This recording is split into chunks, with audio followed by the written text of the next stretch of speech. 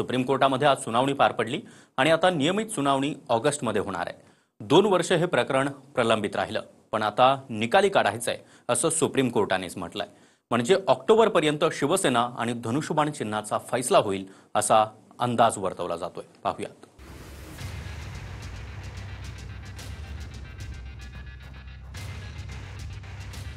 शिवसेना पक्ष आणि चिन्हासंदर्भात सुप्रीम कोर्टात सुनावणी पार पडली। दोन्ही बाजूचा युक्तिवाद फार काळ झाला नसला तरी सुप्रीम कोर्टानं महत्त्वपूर्ण टिप्पणी केली आहे। विधानसभा अध्यक्ष राहुल नार्वेकरांनी दिलेला अपात्रतेचा निकाल आणि शिवसेना पक्ष चिन्ह या दोन्ही प्रकरणाची एकत्र सुनावणी ऑगस्टमध्ये होणार। म्हणजेच ऑगस्टमध्ये सुनावणी सुरू झाल्यास ऑक्टोबर ते नोव्हेंबर पर्यंत निकाल अपेक्षित आहे। बघा, राहुल नार्वेकर यांनी विधानसभा अध्यक्ष म्हणून जो निर्णय अपात्रते संदर्भातला दिलेला आहे तो निर्णयच मूलभूतरित्या चुकीचा, असंवैधानिक, बेकायदेशीर आणि घटनेच्या नियमांची पायमल्ली करणारा आहे। त्यामुळे त्या अपिलासोबतच सिम्बॉलच्या संदर्भातलं पिटिशन सुद्धा ऐकलं जाईल, हे जे सर्वोच्च न्यायालयाने सांगितलं ती अत्यंत चांगली भूमिका आहे असं मला वाटते, कारण की संपूर्ण विषय एकदाचा निकालात लागेल। ऑगस्टमध्ये निकाल देणार असतील तर नक्कीच एक समाधानकारक गोष्ट आहे आणि शेवटची एक आशा आमची सर्वोच्च न्यायालयाची आहे जिथे ह्या चोरीच्या प्रकरणाचा न्यायनिवाडा होईल। कारण आज जे आमचं चिन्ह चोरले गेले, मी नेहमी सांगतो की कदाचित किंवा आहे निवडणूक आयोगाला निवडणुकीचं चिन्ह देण्याचा अधिकार आहे, मात्र पक्षाचं नाव बदलण्याचा अधिकार नाही।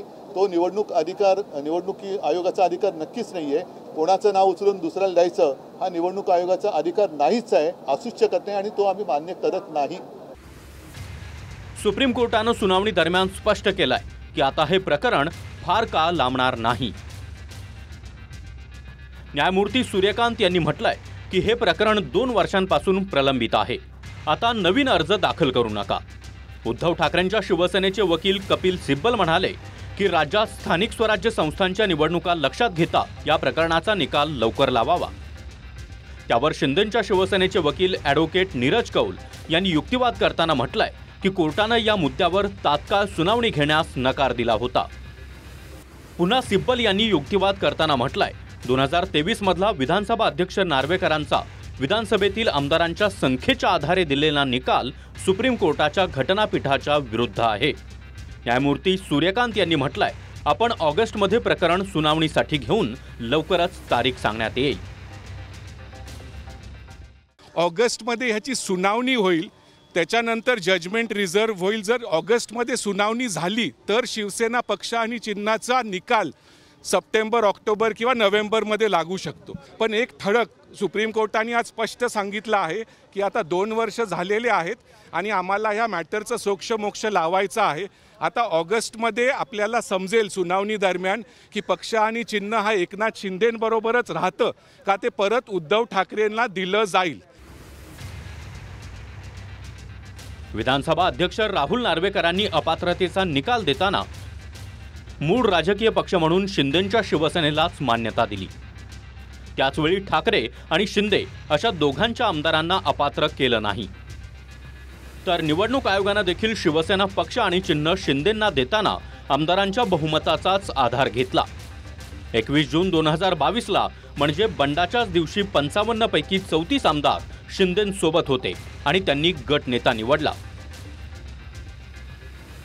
आता पुढची सुनावणी 20 ऑगस्टला होणार आहे, त्यामुळे या सुनावणीकडे संपूर्ण राज्याचं लक्ष असेल। प्रदीप कापसेसह bureau report, TV9 Marathi, Delhi.